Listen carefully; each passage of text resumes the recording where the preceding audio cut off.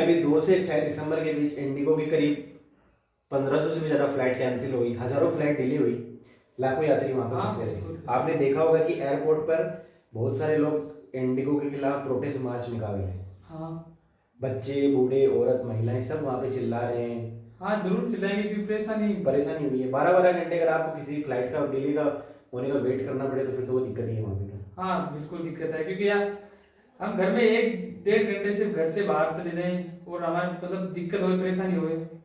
वही और ऐसा हो इसलिए रहा है कि थोड़े दिन पहले डीजीसीए ने रूल बनाए थे, आपको पता होगा कि वो फ्लाइट हाँ बिल्कुल। पायलट वाले की एक पायलट को सिर्फ आप दिन में 8 ही घंटे के लिए उड़ान भरने के लिए बोल सकते हो। हाँ ये सही रूल है बिल्कुल। ओवर वर्क नहीं होगा तो सीधी बात है। और उसको एक वीक में 48 आवर रेस्ट करने को बोला गया है। तो सीधी सी बात है, अगर कोई पायलट को 48 आवर्स का रेस्ट है, 8 घंटे उसकी फ्लाइट की ड्यूटी टाइम है, तो इंडिगो को सेम नंबर ऑफ फ्लाइट उड़ाने के लिए ज़्यादा हायरिंग करनी पड़ेगी। हाँ ज़्यादा एम्प्लॉय चाहिए, पायलट चाहिए, क्रू मेंबर चाहिए। तो सीधी बात है, अगर आप ज़्यादा हायरिंग करोगे तो आपके प्रॉफिट होगा, उस पर फर्क पड़ेगा, लॉस होगा उसमें, क्योंकि आपको सैलरी देनी है उनको। हाँ बिल्कुल। तो इसी रूल को न मानने के कारण इंडिगो ने अपनी मनमानी देश में शुरू कर दी है।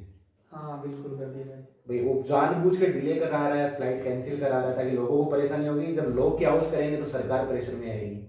हाँ और जब गवर्नमेंट प्रेशर पे आएगी तो अपने रूल को चेंज कर देगी वहां से। हाँ और शायद ऐसा ही हुआ है, थोड़े दिन पहले आपको पता है डीजीसीए ने अपने रूल को वापस ले लिया, कुछ रूल को कि भाई चलो ठीक है, आपको अगर नहीं मानने हैं तो ठीक है।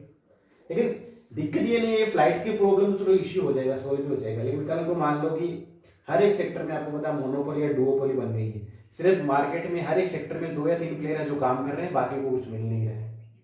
अब आप बताओ, अगर जियो और ये एयरटेल भी ऐसा कर देते तो भाई पूरी जनता परेशान हो जाएगी, क्योंकि आपको पता है जियो और पूरा एयरटेल सिस्टम मतलब नेटवर्क सिस्टम हैक हो जाएगा। बिल्कुल, जियो और एयरटेल मार्केट के करीब 60 से 70% हिस्से को कब्जा कर बैठे हैं।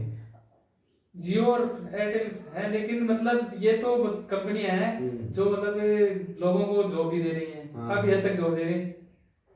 यही है, और सीमेंट में भी यही है। अल्ट्राटेक देख लो, अडानी की सीमेंट देख लो, अगर ये काम करना बंद कर देंगे तो बाकी जो मेजर प्लेयर है उन पे बहुत बड़ा प्रेशर आएगा इतनी बड़ी सप्लाई चेन को हैंडल करने के लिए। हाँ ये देश मतलब देश में जो सिस्टम है पूरा कंस्ट्रक्शन बंद हो जाएगा। तो यही है कि देश वो में कड़ी से कड़ी जुड़ी हुई है। देश में युवा बेरोजगार है। आपको पता होगा कि थोड़े दिन पहले स्किल इंडिया 2024-25 की रिपोर्ट निकली थी। जो लोगों के पास डिग्री है ना, हाँ जैसे कोई भी डिग्री मान लो, बीएससी की डिग्री, बीए की डिग्री, बीटेक की डिग्री, एमबीए की डिग्री, उनमें करीबन 30% से ज़्यादा लोग बेरोजगार हैं। आपको पता है 30% का मतलब कितना होता है? लगभग हर 3 में से 1 व्यक्ति बेरोजगार बैठा है।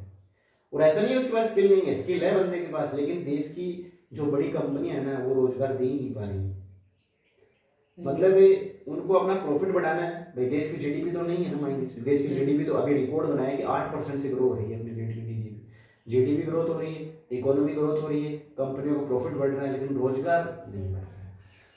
हाँ ये आपका कहना सही है, क्योंकि बड़ी बड़ी कंपनियां हैं जो अपना प्रॉफिट बना रही हैं। हाँ ये बात सही है आपकी, ग्रोथ मतलब देश की ग्रोथ बढ़ रही है, लेकिन आम जनता, गरीब लोग, उसके बाद रोजगार और जैसे हम जैसे मतलब पढ़े हुए जिनके पास डिग्रियां हैं, उनको तो कोई फायदा नहीं हो रहा है इस चीज का। रोजगार आ ही नहीं रहा है। रोजगार आ ही नहीं रहा है।